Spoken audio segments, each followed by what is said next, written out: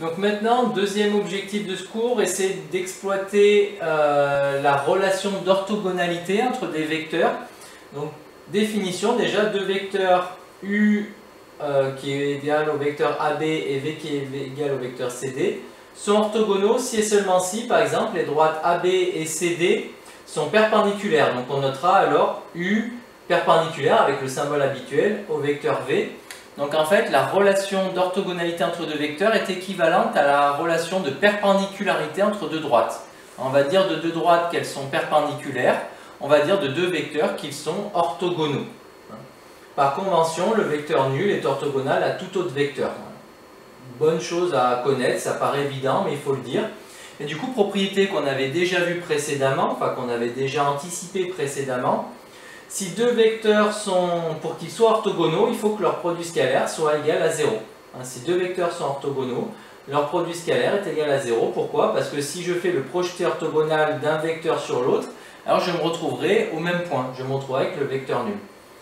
Donc ça va être un bon outil pour démontrer par exemple la perpendicularité entre deux droites. Je passerai par des vecteurs associés, je démontrerai que le produit scalaire entre ces deux vecteurs est nul, ça signifiera que les deux droites associées sont perpendiculaires.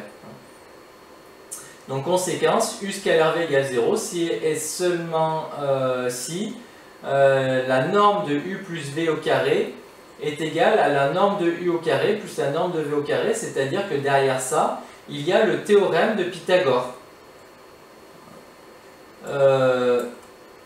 U perpendiculaire à V donc est équivalent à U scalaire V. Il s'agit d'un critère d'orthogonalité de deux vecteurs. Donc pour démontrer que deux vecteurs sont orthogonaux, il faut démontrer, enfin une des bonnes méthodes est de démontrer que leur produit scalaire est nul. Réciproquement, si j'ai démontré que le produit scalaire était nul, alors ça signifie que les vecteurs associés sont orthogonaux. Donc vecteur orthogonaux égale produit scalaire nul égale vecteur orthogonaux. Et du coup, une façon de le démontrer, si je connais les coordonnées des vecteurs U et V, U de coordonnées x, y, V de coordonnées x', y', alors pour qu'ils soient orthogonaux, il faut que leur produit scalaire est nul, mais que leur produit scalaire soit nul, mais leur produit scalaire c'est x, x' plus y, y', en passant par les coordonnées. Donc il faut que x, x' plus y, y' soit égal à 0. Ça traduit le fait que leur produit scalaire soit nul. Un exemple très simple, vous allez voir que là on est redescendu d'un cran par rapport à la première page. Dans le plan unité d'un repère, si je vous donne les vecteurs U de coordonnées 3, moins 2 et V de coordonnées 2, 3, et je vous demande de démontrer qu'ils sont orthogonaux, il faut calculer le produit scalaire. Donc x, x', 3 fois 2, plus y, y', donc plus moins 2 fois 3. 3 fois 2, 6, moins 2 fois 3, moins 6, 6 moins 6, ça fait 0. Le produit scalaire est nul, cela signifie que les vecteurs sont orthogonaux. Voilà, c'est aussi simple que ça, mais c'est une propriété très intéressante. Définition, pour une droite de vecteur directeur U, tout vecteur non nul orthogonal au vecteur U est appelé vecteur normal à cette droite. Donc je répète, le vecteur normal d'une droite, c'est un vecteur qui est orthogonal à un vecteur directeur de la droite. Là vous avez votre droite.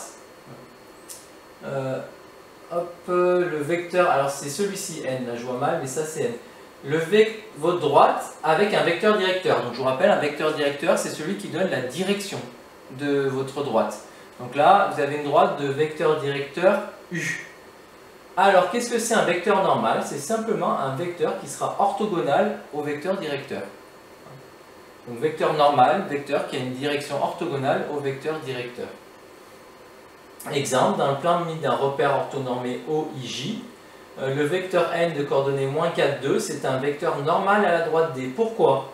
La droite D, elle passe par le point A de coordonnées 1, 5, elle a pour vecteur directeur le vecteur U. Quelles sont les coordonnées du vecteur U? 1, 2. Je vous rappelle, on peut lire graphiquement les coordonnées d'un vecteur. Donc le vecteur U, là, il a pour coordonnées 1, 2. Pourquoi le vecteur n est un vecteur normal? Parce que les vecteurs U et n sont orthogonaux. Pourquoi ils sont orthogonaux? Le vecteur n, il a pour coordonnées, je vais vers la gauche de 4, vers le haut de 2, donc il a pour coordonnées moins 4, 2. Je calcule le produit scalaire entre n et U. Moins 4 fois 1, plus 2 fois 2. Moins 4 fois 1, ça fait moins 4, plus 2 fois 2, ça fait 4. Moins 4 plus 4, ça fait 0. Donc, les vecteurs U et N sont orthogonaux. Vu que le vecteur U c'est un vecteur directeur de la droite D, alors le vecteur n c'est un vecteur normal à la droite D. Tout vecteur non nul collinaire à n est un vecteur normal à D. C'est-à-dire que ça en fait c'est l'équivalent de la propriété si une droite est perpendiculaire à une autre, si une droite D est perpendiculaire à une droite D', alors toute droite parallèle à D est perpendiculaire à D'. Illustré parce que c'est toujours plus simple quand on a un exemple. Propriété de collège qui dit si vous avez la droite D, si D' est perpendiculaire, en plus je crois que j'ai dit n'importe quoi, donc là ça me permet de corriger. Si D' est perpendiculaire à D, alors toute autre droite D seconde qui est parallèle à D' sera aussi perpendiculaire à D. Voilà, si vous voulez, cette propriété c'est un peu l'équivalent, cette remarque en tout cas c'est un peu l'équivalent. Si votre vecteur n est orthogonal à la droite D, donc il est orthogonal à tous les vecteurs directeurs. Je vous rappelle, les vecteurs directeurs d'une droite, il y en a une infinité, dans un sens ou dans l'autre. C'est tous ceux qui ont la même direction. Donc si mon vecteur n, il est orthogonal à tous les vecteurs directeurs, donc c'est un vecteur normal de la droite, alors tous les vecteurs qui sont collinaires à n, dans un sens ou dans l'autre, sont aussi des vecteurs normaux. Tous ces vecteurs-là que j'ai fait sont aussi des vecteurs normaux de la droite, parce que s'ils sont collinaires à n, c'est qu'ils ont la même direction. Mais si n est collinaire, si n est orthogonal, je vais y arriver, si n est un vecteur normal à ma droite, c'est qu'il est orthogonal au vecteur directeur. Mais vu que les autres sont collinaires à n, ils sont aussi orthogonaux au vecteur directeur.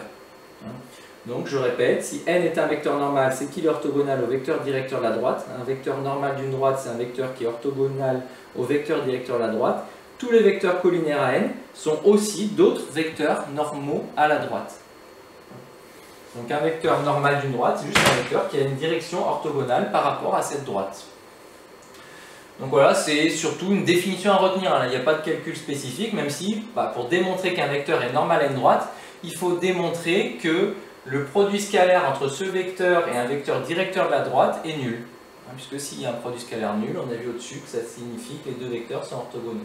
Donc c'était l'exemple qu'on a fait ici. Pour démontrer qu'un vecteur est un vecteur normal d'une droite, vous démontrez que le produit scalaire entre ce vecteur et n'importe quel vecteur directeur de la droite est égal à 0.